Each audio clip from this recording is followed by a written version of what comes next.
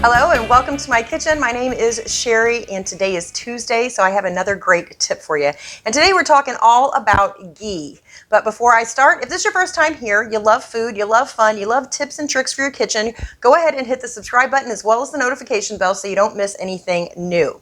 All right, so I thought I would talk about ghee because it's gained popularity in the last year or two, but actually it's been around for a very long time. So if you don't know what ghee is, it is clarified butter or drawn butter in other words, and it's the butter that they give you whenever you order like lobster or crab legs. So to get started, I have a full pound of butter here, which is 4 sticks, and I went ahead and turned my burner on, so it is starting to melt.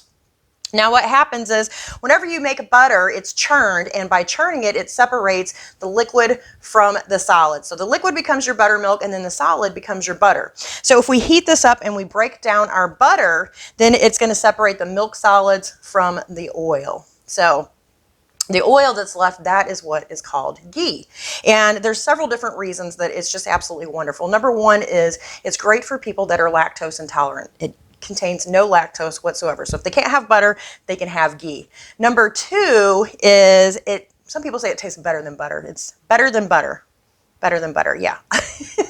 And if you cook it a little bit longer, it becomes brown butter, which has a really, really great flavor. The reason they say it's better than butter, it has like a nutty flavor to it. And then the third reason is, and it's my favorite reason, is because it has a higher smoke point. So the smoke point of butter, I believe, is like 360, and the smoke point of ghee is like 485. So you can actually fry in this if you want. And I just think that it is perfect for sauteing vegetables. So this is starting to melt, and we're just going to wait for this to separate, and then we're going to pull those milk solids off.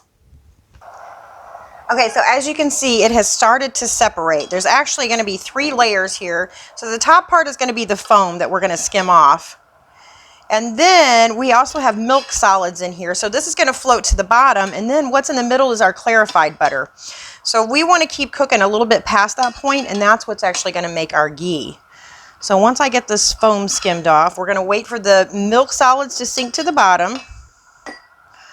And then once they turn a little bit brown and fragrant, then we have our ghee. All right, so once our butter is clear, our milk solids have dropped to the bottom, and we've cooked those just a couple of minutes longer. We can go ahead and drain it at this point. So I have got some fine mesh here that I'm just going to pour this through.